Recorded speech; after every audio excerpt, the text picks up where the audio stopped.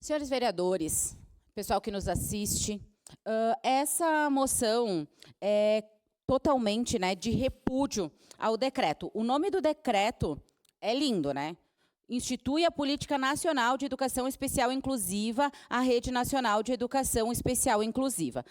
A gente pensaria, nossa senhora, né, estão pensando na inclusão, mas, na verdade, como já foi dito durante a moção, a questão é o retrocesso. Por quê? Será que obrigar uma criança com deficiência severa frequentar uma escola de ensino regular, comum, é realmente uma inclusão? A gente fala aqui nessa Câmara todos os dias sobre inclusão. A gente fala da inclusão que vem de cima para baixo, uma inclusão nas nossas escolas muitas vezes disfarçada, muitas vezes as escolas sem acessibilidade básica, sem estrutura, sem salas adequadas, sem monitoria. E o que o governo faz para promover essa inclusão, vereador Edson? Coloca um decreto. Coloca um decreto disfarçado, né, dizendo que não. As APAE e as escolas especializadas, que muitas vezes são escolhidas pelos pais, não são mais as prioritariamente. Não vai ser mais, vai ser, né, utilizado somente em modelos de contraturno. E a APAE e as escolas especializadas, elas foram construídas ao longo dos anos e é um local considerado pelos pais, pelas famílias, um porto seguro para as crianças, para os adultos que frequentam, para toda a equipe. Eu conheço a APAE da nossa cidade, eu conheço a estrutura de lá, eu conheço os alunos, as famílias, fui lá conversar com os pais. A gente fala de espaços adaptados, a gente fala de acessibilidade em todos os ambientes, material adaptado, profissionais especializados. Tirar às famílias o direito de escolher o melhor lugar para os seus filhos frequentarem, estudarem, aprenderem, para quem conhece a APAE, né? Isso é totalmente imoral. As APAEs são realmente escolas inclusivas, com acolhimento, respeito às diferenças, suporte adequado, estrutura adaptada, planejamento individualizado, porque cada um tem a sua peculiaridade.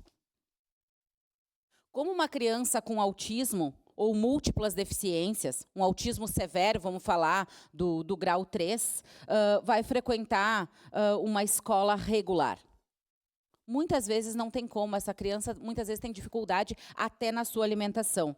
E, infelizmente, as nossas escolas ainda estão sem o preparo, sem a estrutura e sem o suporte. Mas, principalmente, esse decreto tira das famílias o direito de escolha. Melhorar, construir, sim.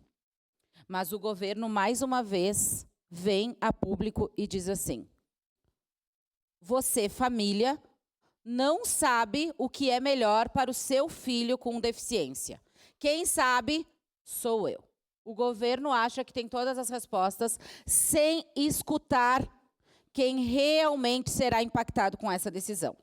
Então, vereadores e vereadoras dessa casa, a gente apoia, então, o PDL feito pelo deputado Diego Garcia, do Republicanos, vereador Edson, o senhor que assinou junto conosco a moção, e o relator é o Nicolas Ferreira, que ontem até era para ir para a votação, mas não foi, encerrou a sessão às 22 horas e não foi concluído, mas a gente apoia esse PDL, que susta totalmente esse decreto inadequado para os dias de hoje. A gente quer falar que incluir é acolher, não é impor.